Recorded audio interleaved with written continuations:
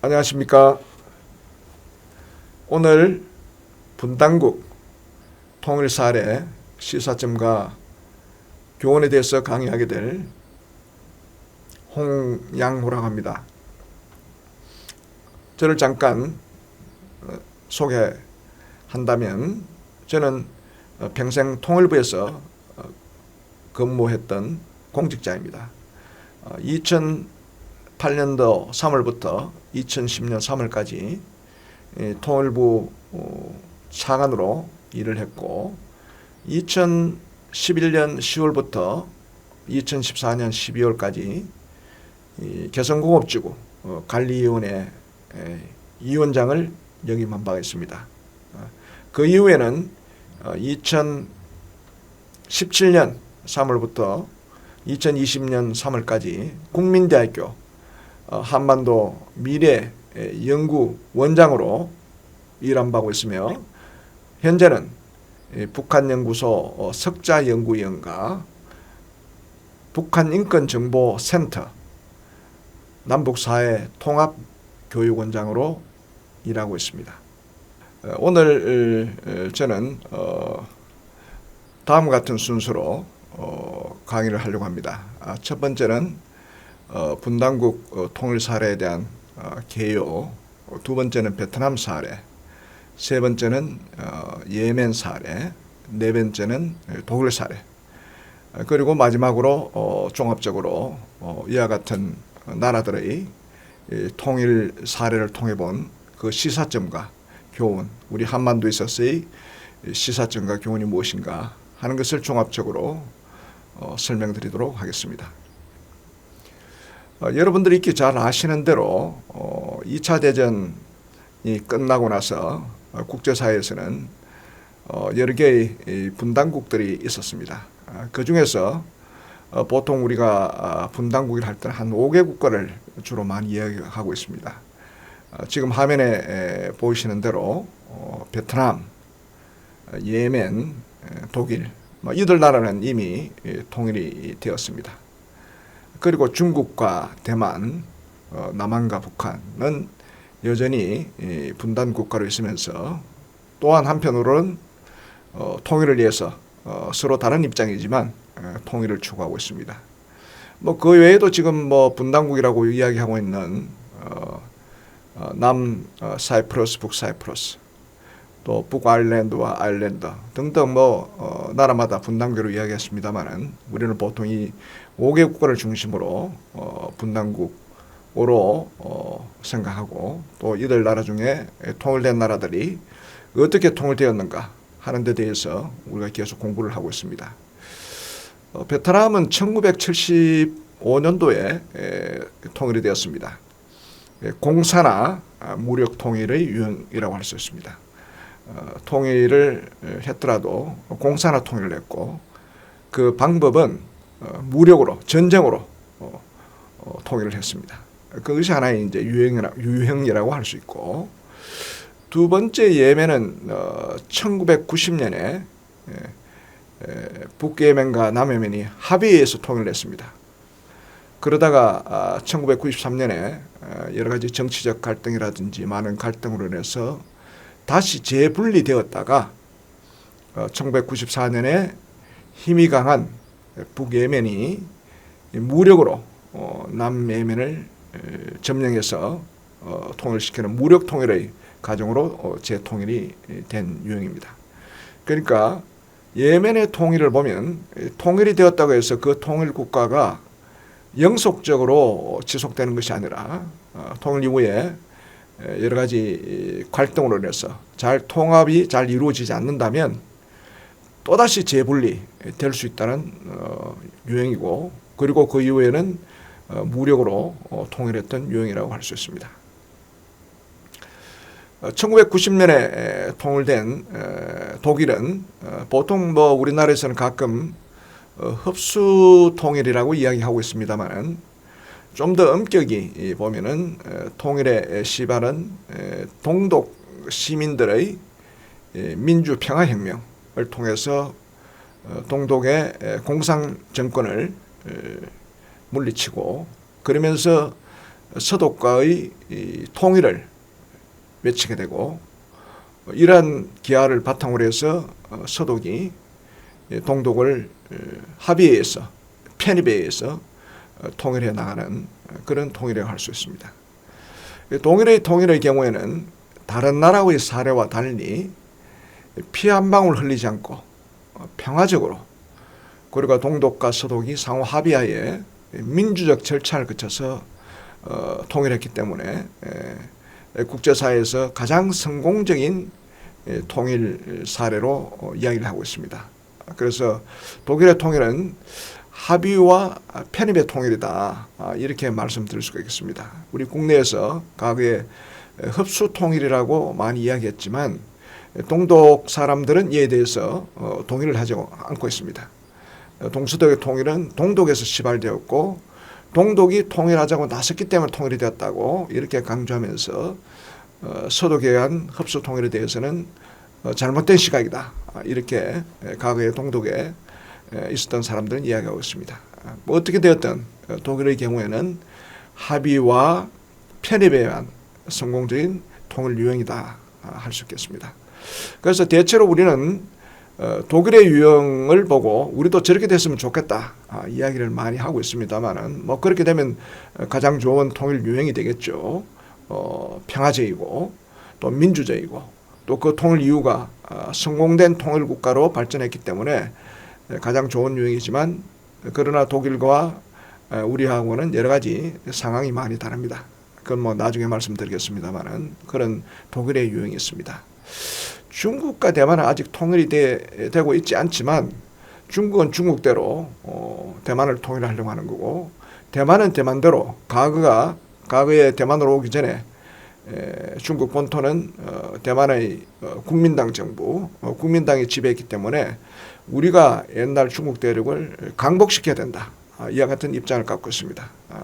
물론 입장은 다르지만 중국과 대만은 여러 가지 실사구시적인 입장에서 1992년 홍콩 회담을 통해서 9.2 공식이라는 것을 만들었습니다. 9.2 공식은 뭐냐면 우리가 중국과 대만이 어떤 원칙에 대해서 합의를 했지만 그 해석은 각자가 자유롭게 한다는 뜻입니다.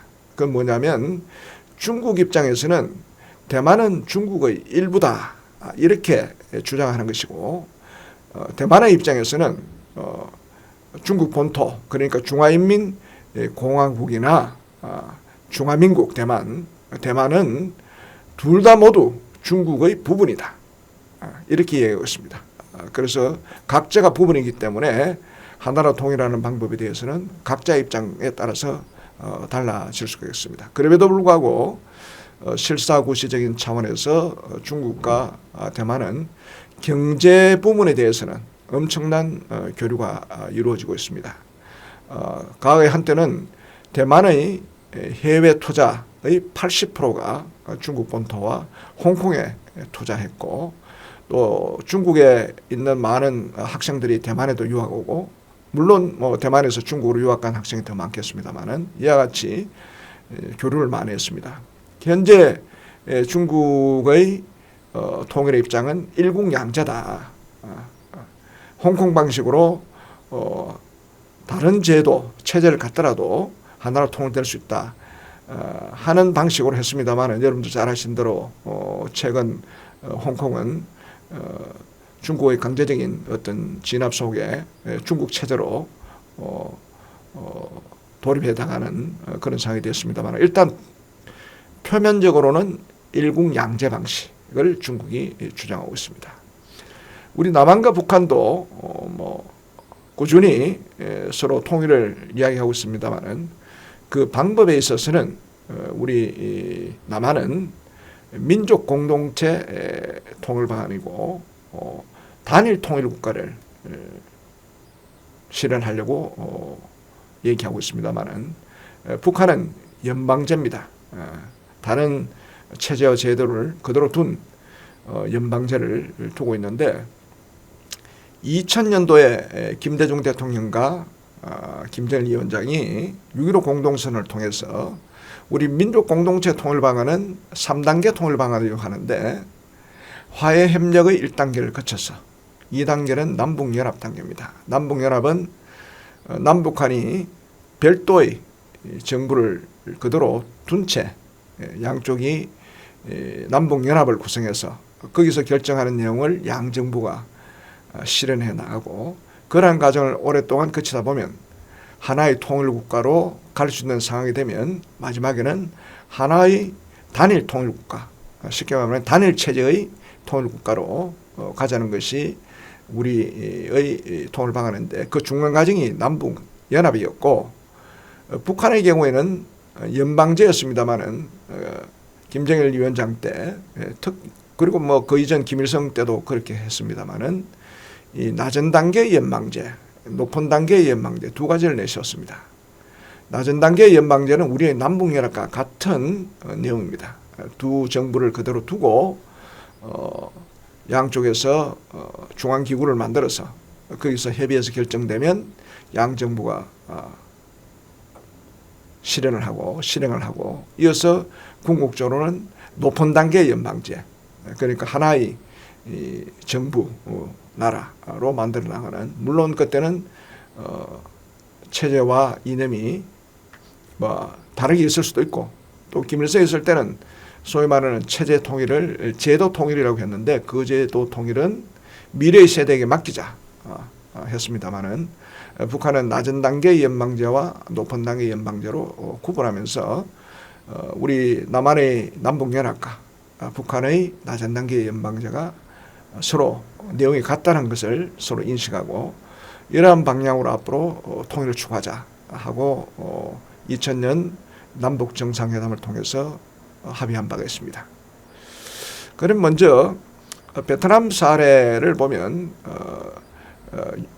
제2차 대전 이전에 많은 그 제국주의 시대에는 많은 선진 제국주의 국가들이 여러 가지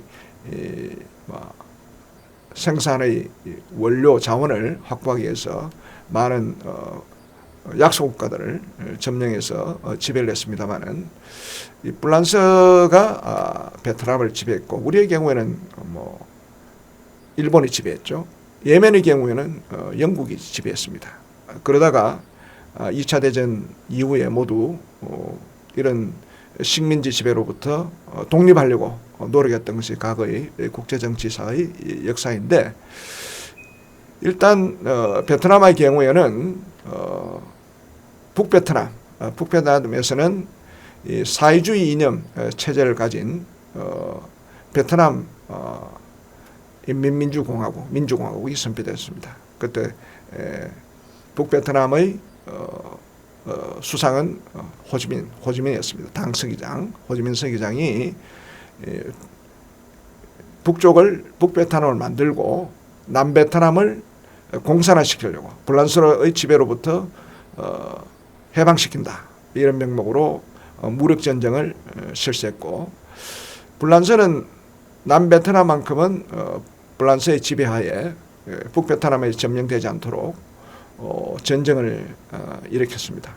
그러다가 1954년에 프랑스가 북베트남한테 무력으로 패배를 하고, 그러면서 제네바 협정을 맺으면서 북이 17도선을 기점으로 북쪽은 북베트남 사회주의 체제죠. 남은 남베트남 자본주의 시장경제 체제죠. 이렇게 분리되었는데, 그럼에도 불구하고 계속 북베트남은 남베트남을 무력으로 점령하려 했고, 국제사회에서는 남베트남이 공산주의의 지배를 받지 않도록 하기 위해서 미국을 비롯한 많은 국가들이 남베트남을 지원했습니다. 그러면서 이 전쟁은 내전에서 국제전으로 바뀌기 시작했습니다. 그럴 때 항상 이제 많은 자유진영의 국가들이 남베트남을 도와주었지만 남베트남의 지도자들이 사실은 상당히 부패했습니다. 또 남베트남을 스스로 지키려는 의지도 부족했고, 또 그러다 보니까 종교계 인사들이나 학생들이 반정부 활동을 하면서 항상 나라의 정정이 불안했고 국론이 분열되었습니다. 더더구나 남베트남의 위기를 줬던 것은 남베트남 내부에서 북베트남을 지지하는 민족해방전선도 있었고 심지어는 남베트남 내에 남베트남 임시혁명정부가 만들어져서 모든 것이 북베트남과 연계해서 활동을 했습니다. 그러다가 전쟁은 계속 지속적으로 되면서 미국에서 승리할 수 없는 미국의 젊은 청년들이 스스로 나라를 지키려고 하지 않는 남베트남을 둬서는 안 된다는 반전운동이 일어나고 미국의 60년대 말에 존슨 대통령 그리고 70년대 닉슨 대통령이 베트남에 있는 미군을 철수하는 닉슨 독트린을 발표하게 됩니다. 그러면서 1973년 파리 협정을 맺고 당시에 있었던 베트남의 미군들 그리고 또 뭐 한국이나 또 남베트남을 지원했던 많은 국가의 군인들이 철수하기 시작합니다. 그때 파리 협정을 맺을 때는 서로 이제 무력으로 공격하지 않기로 하고 미군도 철수했는데 그러나 북베트남은 이러한 협정을 무시하고 1975년 4월 30일 4.20을 함락해서 베트남을 무력으로 통일했습니다. 그래서 베트남의 통일은 무력에 의한 통일 그리고 체제는 북베트남이 사회주의 체제인 북베트남이 남베트남을 점령해서 사회주의 체제 이념으로 완전히 바꾸어가는 그런 통일이 되었습니다. 그러면 왜 남베트남이 패망했을까? 미국이나 국제사회에서 자유진영에서 그렇게 도와줬음에도 불구하고 패망한 이유는 제가 조금 전에도 말씀을 드렸습니다마는 크게 보면 첫 번째는 북베트남이 남베트남을 무너뜨리기 위한 공산주의 전략 전술인 통일전선 전술과 정치전쟁을 했고 두 번째는 이에 반해서 월남의 지도층은 부패했고 그리고 국론이 분열되었습니다. 그래서 쉽게 말하면 남베트남은 약체 정부고 약체 사회였고 북베트남은 정치적으로 무장이 되어 있는 그런 나라였고 체제였습니다. 그리고 장기적으로 지속되는 이런 베트남 전쟁으로 인해서 미국 내에 60년대 말부터 반전 분위기가 고조되고 또 미국은 여러분들 잘 아시는 대로 4년마다 대통령이 바뀌는 그런 정치 제도이기 때문에 이러한 미국 시민들의 특히 학생들의 여론을 무시할 수가 없었습니다. 그래서 결국은 미국은 1960년대 말부터 그리고 결정적으로 1973년 파리 협정을 통해서 미군이 철수함으로써 결국은 북베트남이 그 당시에는 뭐 냉전 시대는 월맹이라고 했습니다만은 북베트남이 무력으로 1975년에 통일을 하게 됐습니다. 이것이 자유진영인 남베트남이 패망하고 공산진영인 북베트남이 통일을 주도하게 된 은일이라고 할 수 있습니다. 그러면 공산화 통일을 한 베트남의 통일 결과는 어떻게 되었느냐? 여러분들 잘 아시는 대로 사회주의 계획경제체제는 경제의 번영, 경제발전을 하지 못하고 결국은 경제적인 문제로 인해서 멸망하는 결과를 여러분들이 보아왔던 것과 마찬가지로 공산 세력이 통일하다 보니까 통일된 베트남은 경제적으로 계속 열악한 상태가 지속되었습니다. 계획경제체제의 여러 가지 문제점으로 해서 경제가 성장되지 못하고 경제가 우러지게 되었습니다. 두 번째는 공산화 통일되면서 공산화 통일을 주도했던 북베트남이 주도해서 남베트남의 일반 주민, 관리, 경찰 이런 사람들 공산화 이념으로 강제 세뇌 교육을 시키기 시작했습니다. 통일이라는 것은 공산 이념과 자유 이념이 함께 공존할 수 없고 통일한 하나의 체제와 이념으로 단일화시키는 것이 통일이기 때문에 과거의 자유주의 생각을 갖고 있던 많은 남베트남의 사람들을 공산화 이념, 체제 교육으로 세뇌 교육을 했고, 특히 과거에 남베트남의 정부를 반대했던 가톨릭교나 학생들, 이런 반대파들을 오히려 숙청했습니다.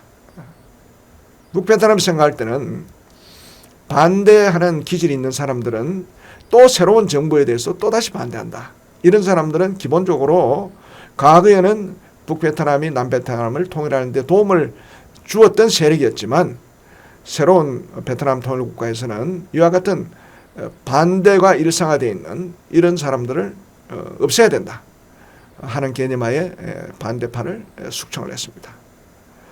이로 인해서 통일베트남의 많은 국민들은 불만이 증가하기 시작했고, 급기야 약 100만 명의 보트피플이 발생했습니다. 이 사회주의 통일 베트남에서 도저히 살 수가 없다. 그래서 많은 사람들은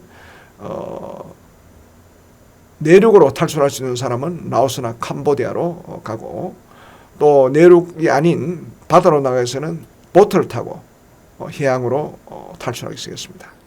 이 중에 한 10 내지 20% 정도가 바다에 빠져 죽었다고 이야기하고 있습니다. 이와 같이 엄청난 공산화 통일의 그 결과가 이와 같이 비참하고 정말로 인권 유린적인 상황이 지속이 되었습니다.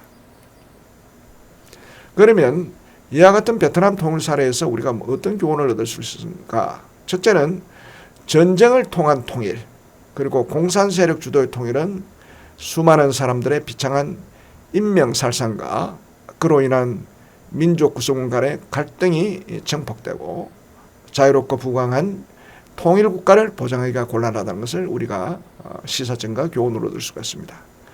또한 공산 세력의 침투 방지를 위해서는 우리 지도층의 부패와 심각한 국론분열이 발생해서는 안 되겠다. 왜냐하면 북베트남은 무력으로도 통일하려고 했지만 사상전쟁, 정치전쟁을 했습니다. 그래서 부패하고 국론분열되고 있는 남베트남에 공산 세력을 엄청나게 침투시켜서 민족해방전선이나 그리고 남베트남 임시혁명정부를 만들고, 또 남베트남의 농촌지역에는 많은 북베트남을 지원하는 베토공 세력들을 엄청나게 육성시켜놨기 때문에 결국에는 남베트남은 이겨낼 수가 없었습니다. 그래서 공산 세력으로부터 우리의 나라를 보호하기 위해서는 사회가 부패해서는 안 되고 국론분열도 일어나서도 안 되고 이런 것을 우리가 알 수가 있습니다. 마지막으로 섣부른 미군 철수, 이것은 이미 무력으로 전쟁이 일어났기 때문에 섣부른 미군 철수는 결국은 안보상의 취약 요소가 되어서 북베트남이 남베트남을 무력으로 통일하는 그런 결과를 초래했습니다. 그래서 미군의 철수는 안보상 문제와 직접 관계되어 있기 때문에 아주 신중하게 잘 판단해야 되는 그런 문제라고 할 수 있습니다. 다음 예멘에 대해서 설명을 드리겠습니다. 예멘은 기원전 한 2000년대부터 나라의 뿌리를 이야기하고 있습니다. 그만큼 역사가 오래되었고 단일 민족 역사였고, 한때는 아랍의 종주국이랄까, 아랍 문명의 원천이랄까, 이런 자부심이 강했습니다. 그러나 세월이 흐르면서 예멘은 한때는 오스만 터키 제국의 지배를 받다가 그 이후에는 영국의 지배를 받게 됩니다.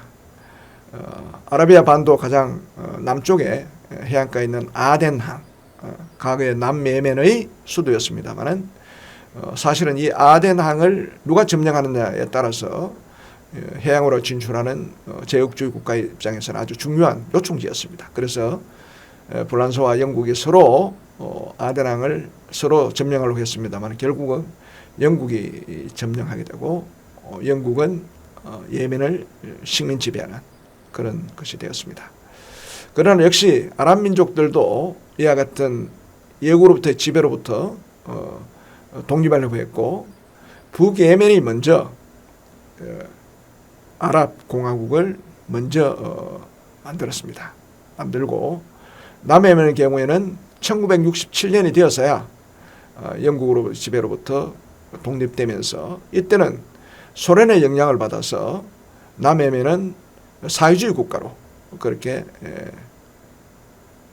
설립이 되고 그렇게 운영이 되었습니다. 그래서 북예멘과 남예멘으로 분리되다가 제가 조금 전에 말씀드린 대로 단일 민족으로서의 민족적 긍지와 또 통일을 위해서 북예멘과 남예멘의 정상들은 기회 있는 대로 정상회담을 통해서 통일을 추진했습니다.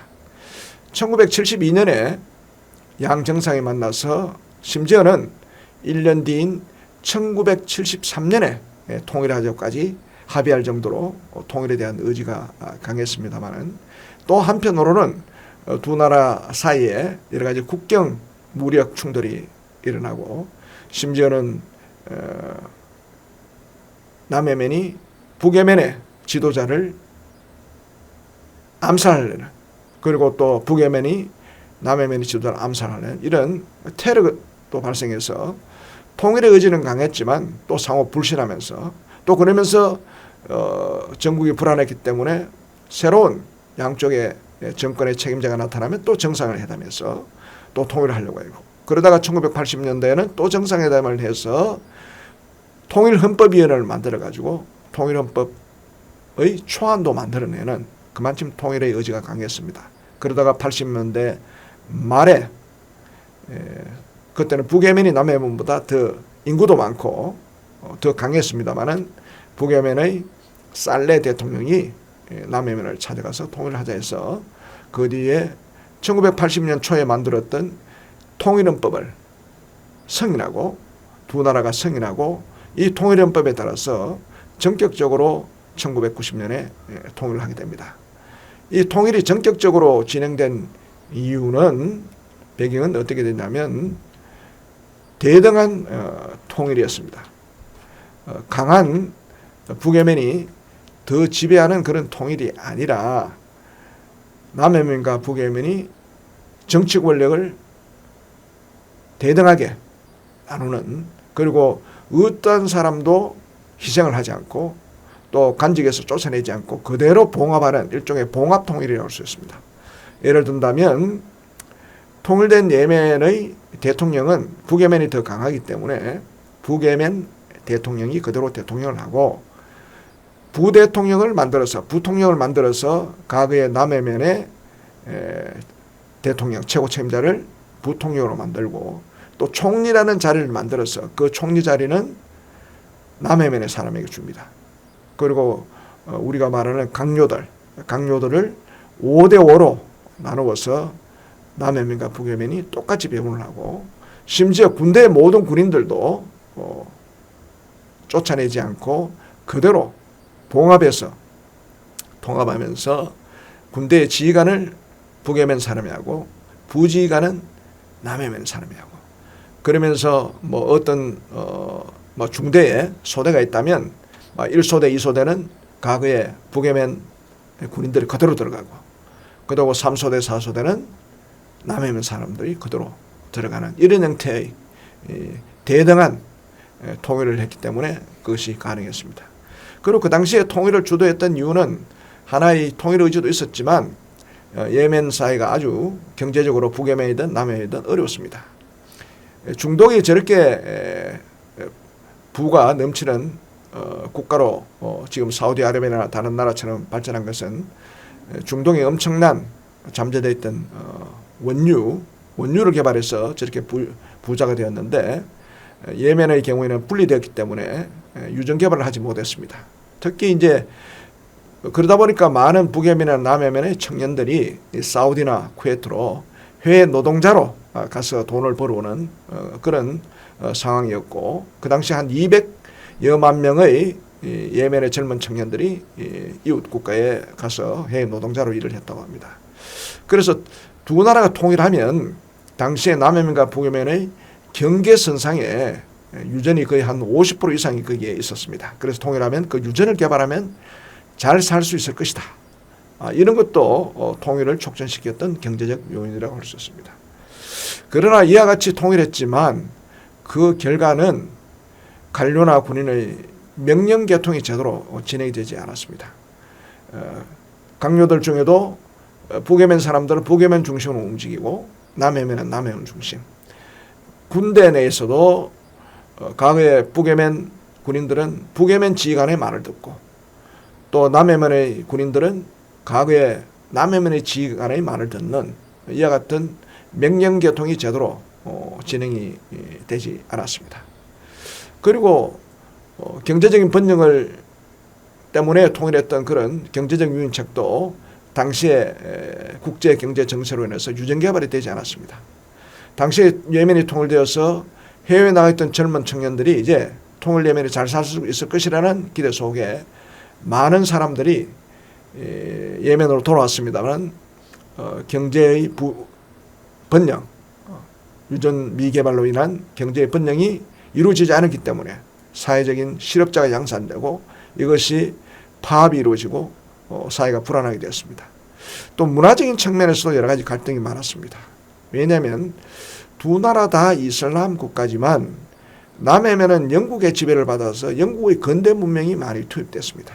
특히 이제 여성의 권리와 관해서는 북예면은 정통 이슬람 국가였기 때문에 여성의 권리가 인정이 되지 않았습니다. 남성 위주의 사회였고 그러다 보니까 북예면의 경우에는 여성이 대학을 졸업해도 사회활동을 할 수가 없었습니다. 유일하게 공무원 정도 할 수 있는 제한된 범위였습니다만 많은 여성들은 남녀 불평등 사회에서 살았다면 남예면 사람들은 영국의 근대 문명에 영향을 받았기 때문에 남녀 평등하게 살아왔습니다. 그래서 여성들도 학교를 졸업하면 누구라도 자유롭게 취업을 할 수 있었는데 이런 문제가 발생했습니다. 그리고 북예면의 경우에는 이슬람 문화를 받아서 일부 다처제였습니다만은 남예면은 영국의 영향을 받아서 일부 일처제입니다. 이 통일해 보니까 이 어느 방향으로 가야 될지 갈등이 많은 거죠. 뭐 사회적으로도 북예면은 엄격한 이슬람 전통 때문에 음주를 할 수가 없었습니다. 그러나 남예면은 영국 문화에 질받아서 술을 마음대로 먹을 수가 있었습니다.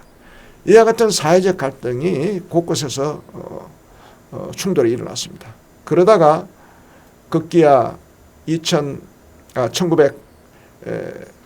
1993년도에 총선이 있었습니다. 과거에 북예면의 정당이 1당이었고 남예면의 정당이 2당이었는데 뭐 시간이 흐르면서 제3의 개혁당이 나타났습니다. 그래서 3당 간의 경쟁이었는데 당시에는 많은 뭐 예상이 1당은 여전히 1당이 되고 2당은 그대로 2당이 되고 뭐 새로운 개혁당 한 3당 되지 않겠느냐 이렇게 예측을 했습니다만은 선거 결과는 과거에 북예면 1당은 여전히 1당이었고 제2당은 누가 됐느냐 새롭게 등장한 개혁당이 2당이 되었습니다. 과거에 2당이었던 남예면 정당은 제3당으로 추락하는 사태가 나타나면서 남예면의 정치 지도자들은 우리가 당했다. 정치적으로 이제는 우리의 입지가 약화됐다. 이렇게 하면서 재분리선언을 합니다. 당시에 통일된 예멘의 수도는 과거에 북예면의 수도였던 사나였는데 사나로 다 이동했던 남예면의 지도자들이 과거에 남예면의 수도였던 아덴으로 다 철수를 합니다. 그러면서 재분리선언을 합니다. 그러다가 1994년에 북예면의 살레 대통령, 통일된 국가의 대통령이 된 살레 대통령이 무력으로 남예면을 진압해서 결국은 1994년에 재통일하게 됩니다. 예멘의 통일의 경우에 우리가 얻었을 교훈은 무엇인가? 그러니까 편의적으로 통일을 위해서 통일이라는 그 목적이 숭고하긴 하지만 편의적으로 봉합하는 이런 정치 통합은 오히려 잘못하다가는 정치적 갈등이 재현되고 또 사회적 통합이 이루어지지 않으면 통일국가는 갈등과 대결로 사회 혼란이 발생하고 언제든지 다시 분리될 수 있다는 교훈입니다. 그러니까 통일되는 것도 중요하지만 통일 이후에 어떻게 정치, 경제, 사회 통합을 잘 해나가는가, 그리고 경제적 번영을 약속할 수 있는가, 이런 것들이 통일을 지속시킬 수 있느냐 없느냐의 바로미터가 될 수 있다. 요인이 될 수 있다. 그런 것을 우리가 알 수 있습니다. 그래서 사전에 충분한 교류 협력을 통해서 두 정부 간의 다른 체제 이념, 종교 심지어는 이런 데 대한 서로의 차이를 인식하고 이해를 넓혀나가고 서로 하나로 통합되는 과정을 많이 거치는 것이 통일 이후에 성공적인 통일을 바라볼 수 있다 하는 것을 우리가 알 수 있습니다. 그래서 통일 이후에도 정치 통합에서 끝났다고 생각할 것이 아니라 정치적 신뢰 구축과 사회 통합, 경제 문제 해결을 위한 부단한 노력이 필요하다는 것을 우리가 예멘의 통일을 통해서 그 시사점과 교훈을 얻을 수가 있습니다. 독일입니다. 독일은 서독이 친서방 정책을 쓰고 동독은 소련의 지배 밑에서 공산지형이었습니다마는 시간이 흐르면서 서독은 부강하고 번영하였고 동독은 경제가 쇠락하는 과정에 있었습니다. 두 번째는 서독이 1970년부터 적극적으로 동독과 교류 협력을 추진하면서 동독의 변화를 촉진했습니다. 심지어는 독일의 통일되기 이전에 동독 주민의 한 400만 명이 서독으로 이주해서 살게 되었습니다. 그만큼 서독은 강한 경제력과 자유 이런 것들이 동독 주민들을 서독으로 끌고 하는 요인이 되었고, 이러한 것들이 또 동독에 남아있는 동독 주민들에게 자유와 번영을 결가하는 요인이 되었고, 당시에 또 동독은 독재 정권이었기 때문에 동독 주민들이 이 독재 정권에 대한 항거를 하기 시작했습니다. 동서독 교류협력 사례는 지금 화면에 보신 대로 다양한 교류협력을 협정을 맺었습니다. 교통조약, 우편 전화협정, 보건협정, 문화협정, 청소년 교류, 도시간 자매결연, 심지어는 과학기술, 환경, 방사선 연구협정까지 이렇게 체결하면서 동서독의 교류협력은 엄청나게 빈번하고 활발했습니다. 독일의 통일은 결국은 동독의 민주시민들이 동독 공산정권을 물려치면서 서독으로 탈출하고, 그러면서 궁극적으로 우리는 서독과 함께 통일을 원한다 하는 구호를 외치는 정도까지 나가게 되었습니다. 이러한 결과는 1989년 11월 9일 베를린 장벽이 무너지고, 그 장벽이 무너지는 것을 기하로 해서 서독의 콜 총리가 동독과 동독 주민 그리고 전 세계에 우리는 통일을 추진하겠다 하게 되었고, 이러한 것들이 결국은 급기야 독일의 통일을 추구하는 그런 결과가 되었습니다. 그러나 독일은 당시에는 교류협력은 많이 했고 동독의 변화를 통해서 동서독 간의 안정을 추구하긴 했지만 통일에 대해서는 적극적으로 얘기할 수가 없었습니다. 왜냐하면 독일은 1차 대전, 2차 대전을 일으켰던 전범 국가였기 때문에 당시의 전성국인 미국과 소련과 영국과 프랑스가 모두 다 독일은 힘을 약화시켜야 된다. 이건 유럽 지역의 전쟁의 요인이 되기 때문에 약화시켜야 되겠다고 합의를 보고 동서독을 분단시켰고, 동서독이 통일되려면 이 4대 강국의 동의를 받지 않으면 안 되는 그런 국제적인 제약을 받고 있었기 때문에 서독과 동독은 통일의 얘기는 내놓고 이야기는 할 수 없었습니다. 그래서 통일에 대해서는 사실은 준비가 되지 않았습니다. 당시에 1989년 11월 9일 베를린 장벽이 무너지기 전에 동서독의 동방정책을 추진했던 1970년대 동방정책을 추진했던 브란트 수상이 한국에 와서 이런 말을 했다고 합니다. 동서독보다 남북한이 먼저 통일될 것이다. 남북한은 전범 국가도 아니고 국제적으로 분단을 강제할 아무런 국제적인 구속 요인이 없기 때문에 남북한이 먼저 통일되고, 동서독은 국제적으로 분단을 구속하는 국제적인 규약, 규범이 있었기 때문에 우리는 통일을 쉽게 할 수가 없다. 그렇게 이야기했습니다만 그 브란트 수상이 돌아가고 나서 얼마 안 돼서 베를린 장벽이 무너졌고, 베를린 장벽이 무너지는 그날에 서독의 콜 총리는 폴란드에 가서 폴란드와 정상회담을 하고 있었습니다. 그만큼 독일 사람들은 이렇게 갑자기 통일의 물꼬가 올 줄을 몰랐습니다. 그러나 어떻게 됐든 통일의 기회가 왔을 때 서독의 콜 총리는 적극적으로 나서서 동독의 지도자와 함께 통일을 추구했고, 결국은 그 통일을 1990년 10월 3일 날 이루어냈습니다. 이러한 독일의 통일의 결과는 우리에게 결과적으로 어떻게 됐느냐. 갑자기 준비되지 않은 통일이 갑자기 본물처럼 무너져 왔는데, 1989년 11월 9일 베를린 장벽이 무너지고 독일이 통일되었던 1990년 10월 3일까지 딱 329일, 1년도 채 안 된 329일 만에 통일이 되었습니다. 그렇기 때문에 준비되지 않은 통일 때문에 통일되기 이전에 동서독 간에 엄청난 인적, 물적, 문화적 교류와 지방자치단체간 자매결연이 있었음에도 불구하고 통일 후에 많은 후유증이 발생하였습니다.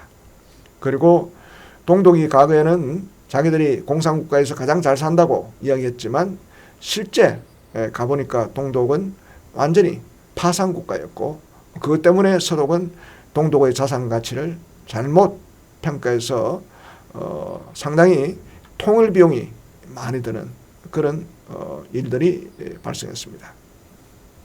동독 주민들이 본물처럼 서독으로 넘어갈 때 그대로 동독에 살더라도 서독이 통일된 이후에 경제적으로 여러 가지 문제를 보장해 주겠다고 하면서 통일 비용 중에 50% 이상이 사회복지 비용으로 들기 때문에 통일 비용이 그만큼 많이 들게 되었습니다.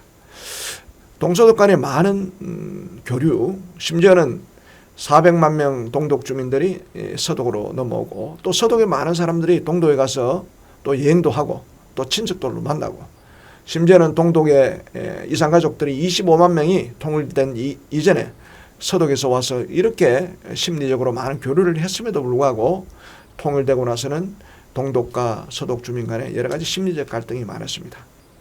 서독 사람들은 동독 사람들을 보고 게으르고 촌스럽다, 이렇게 해서 옷이라고 이야기했고, 동독 사람들, 서독 사람들이 너무 건방지고 너무 개인주의적이고 우리를 무시한다. 이래서 옷이 배시 이렇게 해서 서로 마음속으로 서로 비난하는 이런 심리적 갈등이 있었습니다. 그리고 통일된 이후에 잘 사는 서독으로 동독의 많은 청년들이 이주하는 바람에 동독의 인구가 엄청나게 감소하는, 쉽게 말하면 동독 지역의 인구가 젊은 사람이 많으면서 인구가 감소되고 나이 많은 사람이 많이 나서 고령화가 되는 이와 같은 현상이 생겼습니다. 이와 같은 독일 통일로 봐서는 우리에게는 어떤 교훈을 줄 수 있을까? 전혀 준비하지 않았던 독일이었기 때문에 통일된 이후에 엄청난 통일 비용이 생겼고, 또 동서독 간의 심리적 갈등이 많이 생겼다는 것을 우리가 볼 수 있었고, 또 그렇게 교류가 있었음에도 불구하고 동독 경제에 대한 잘못 판단이 있은 것처럼 우리의 경우에는 갑자기 다가올 수 있는 통일에 대비해서 사전에 준비를 철저히 해야 된다, 충분히 해야 된다는 교훈을 얻을 수가 있고, 두 번째는 동서독 간의 주민 간의 갈등, 물론 남예면과 북예면의 갈등에서도 나타나듯이 통일 이전에 이산가족 교류라든지 인도적 지원회라든지 다양한 교류협력, 정보교류를 통해서 민족 동질감을 높이고 상호 이해를 정진하고 민족적 일체감을 형성하는 등 사회적인 심리적인 통합을 위한 기반을 축적해 나가는 것이 필요하다는 것을 우리가 알 수가 있습니다.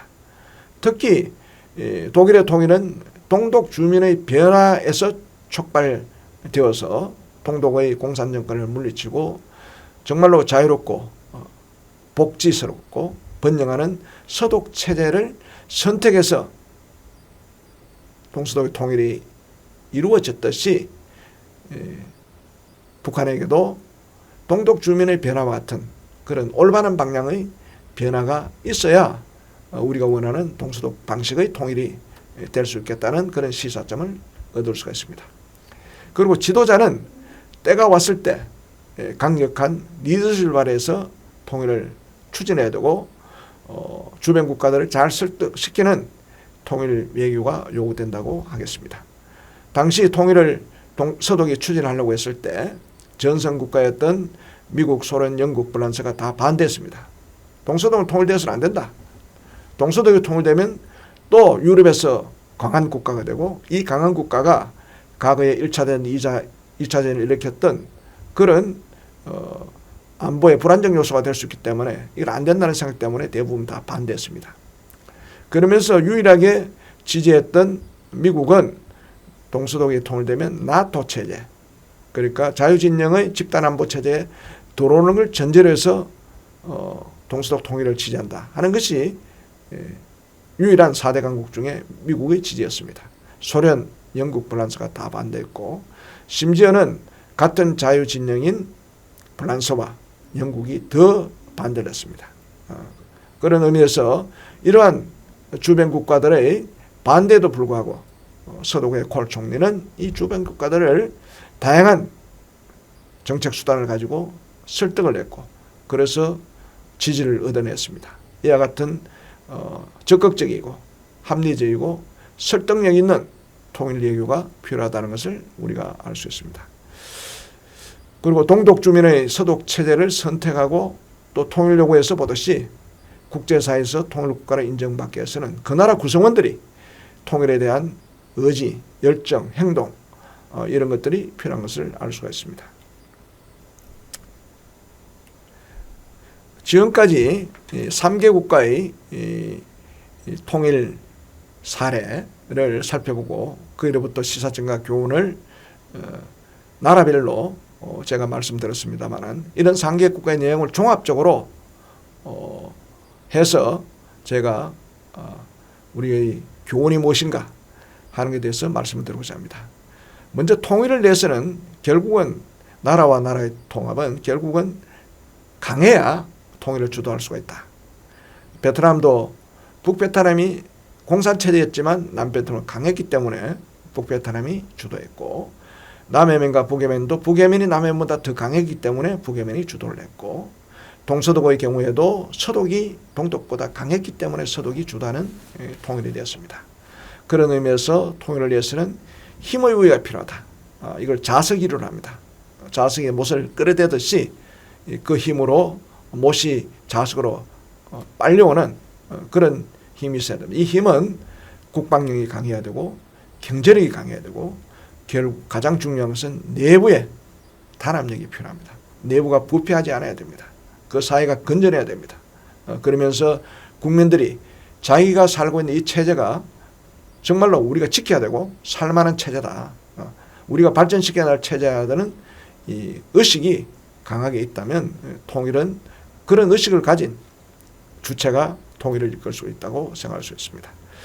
그리고 공산화 통일은 조금 전에 말씀드린 대로 여러 가지 공산주의 이념으로 강제 세뇌교육을 받았던 베트남의 사례처럼 이 자유가 없는 사람이 자유를 갖는 것은 가능하지만 자유를 누리던 사람이 자유가 없는 세계로 가는 것은 견딜 수 없습니다. 베트남의 보토피플이 바로 그런 거죠. 그런 의미에서 자유민주 통일이 돼야 되고 무력으로 통일하면 엄청난 인명과 재산의 피해가 있습니다. 그래서 통일은 평화통일로 이루어져야 된다 하는 것을 우리가 알 수 있습니다. 자유민주 통일과 평화통일이 통일 이후에 자유, 인권, 번영을 보장할 수 있습니다. 그리고 서독이 동독의 교류 협력을 했던 것은 동독의 변화를 추구했듯이 상대방을 변화시켜 나가는 전략적 상호주의가 필요하다.